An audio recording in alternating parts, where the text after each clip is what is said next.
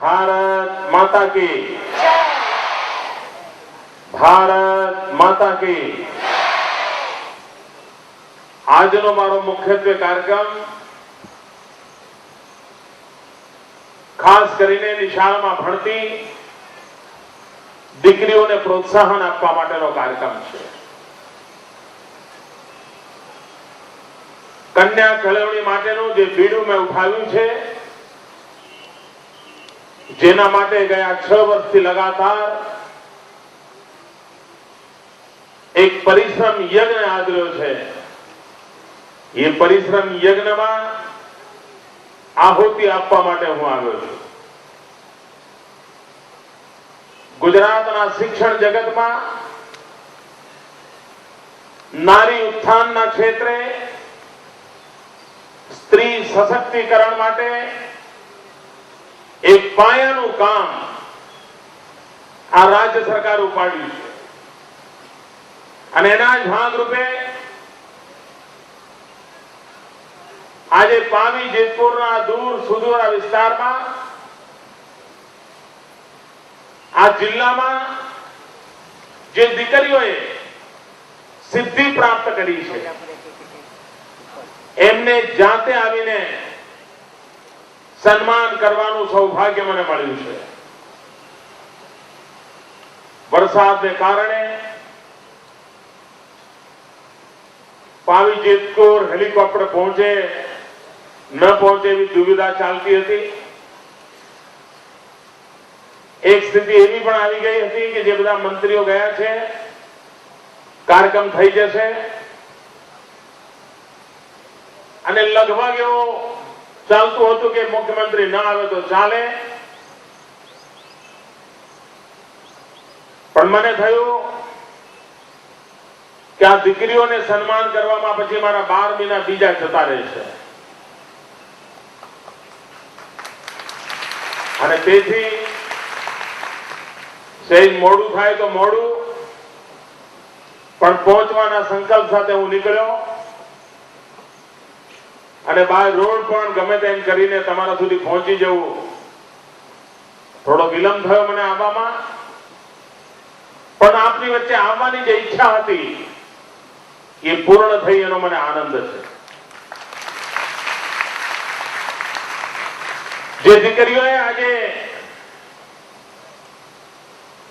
સન્માન પ્રાપ્ત કર્યું, સહાયતા પ્રાપ્ત કરી, પુરસ્કાર રાશિ મેળવી છે, એ બધી દીકરીઓને મારા અભિનંદન છે। અને હવે રાજ્ય જુએ છે કે શિક્ષણના ક્ષેત્રમાં આપણી દીકરીઓ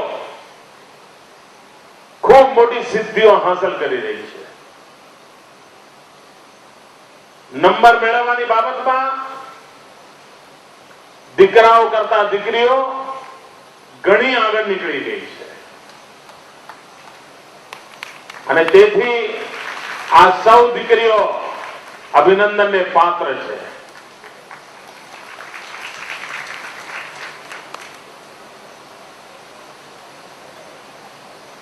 समाज जीवनનું ચક્ર સમાજની આંખે આખી શક્તિ ઊભી થાય એના પર નિર્ભર કરતું હોય છે।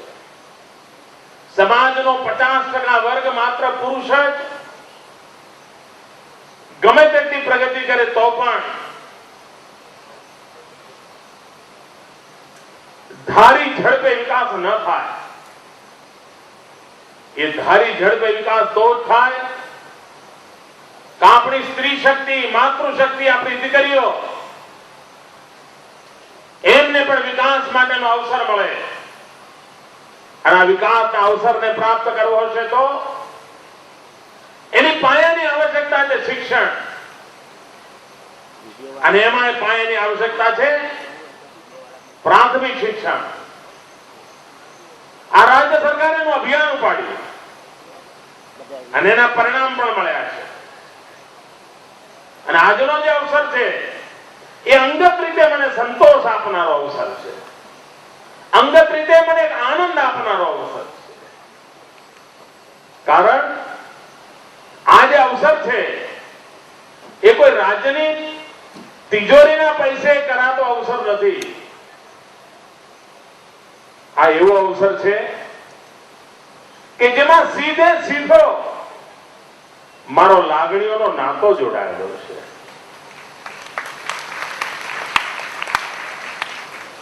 એક સમય હતો 60% લોકો નિશાળમાં જતા હતા. 40% લોકો તો જતા જ નહોતા. અને જે જાય એમાંથી અડધા ઉઠી જતા હતા. આજે 100% લોકોને આપણે નિશાળે લઈ જઈએ છીએ. અને અડધા ઉઠી જતા હતા એમાંથી 100 માત્ર 2 ઉઠી જાય છે. અને 2010માં ગુજરાતની સ્વર્ણ જયંતિનો આપણો સંકલ્પ છે કે શાળાએ દાખલ થનારું એક પણ બાળક અધવચ્ચેથી ઉઠી ના જાય. એક પણ બાળક ઉઠી.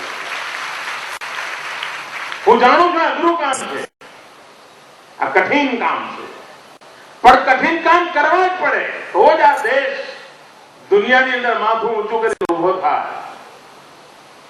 અને હિન્દુસ્તાનને દુનિયામાં માથું ઊંચું કરીને ઉભું થવું છે તો ગુજરાતે બહુ મોટું બળ પૂરું પાડવું પડે. ગુજરાતની જવાબદારી છે. અને જવાબદારીના ભાગરૂપે ભારતના વિકાસને માટે ગુજરાતનો વિકાસ એ મંત્ર લઈને આપણે કામે લાગ્યા છીએ. અને તેથી સમગ્ર દેશમાં ગુજરાતના વિકાસના જુદા જુદા પાસાઓની ચર્ચા થાય છે. ગુજરાતના વિકાસની વાત લોકજીવી ચર્ચાથી થઈ છે. સામાન્ય રીતે ચૂંટણીઓ પતી ગઈ હોય, હમણાં ચૂંટણી પતી હોય, તમે આટલો મોટો જબરદસ્ત બહુમત આપ્યો હોય તો હમણે બી મનમાં તો થાય કે ચાલો ત્યારે હવે પોળો ખાઈએ, થોડો 1-2 વર્ષ જરા આરામ કરીએ, પછી ચૂંટણી આવશે ત્યારે જોઈશું. પણ આ સરકારને આરામ માટે ફુરસત નથી. ચૂંટાયાના બીજા દિવસથી આખી સરકારને કામે લગાડી છે.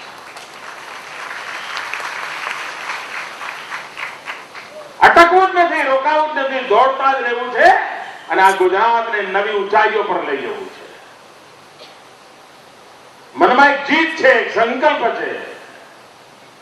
અને સંકલ્પની પૂર્તિ જનતા જનાર્દનની શક્તિ જોડીને થવાની છે. જનતા જનાર્દન ઈશ્વરનું રૂપ છે. અને તેથી જ આ રાજ્ય સરકારે જનતા જનાર્દનને સર્વસત્તા તરીકે સ્વીકાર કર્યો છે. અને સર્વસત્તાની નિષ્ણામાં વિકાસની યાત્રાને બળ આપવાનો પ્રયાસ કર્યો છે. 2010માં આપણા રાજ્યને 50 વર્ષ થાય છે. ગુજરાતની સ્વર્ણ જયંતિનો અવસર છે.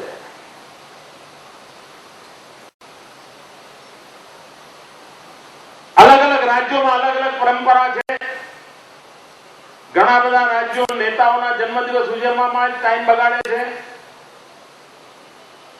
ભવ્ય સમારંભો કરે છે, કાગળ દિનના થાય છે. પણ કદાચ એ રાજ્યોમાં એ બધું ઠીક રહેતું હશે, પણ ગુજરાતની તાસીર જુદી છે.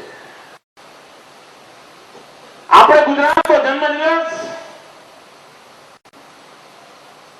5.5 કરોડ ગુજરાતીઓના ગૌરવનો જન્મદિવસ.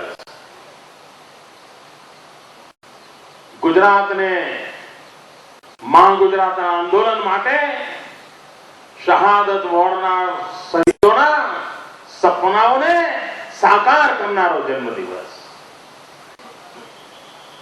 અને એવા જન્મદિવસને,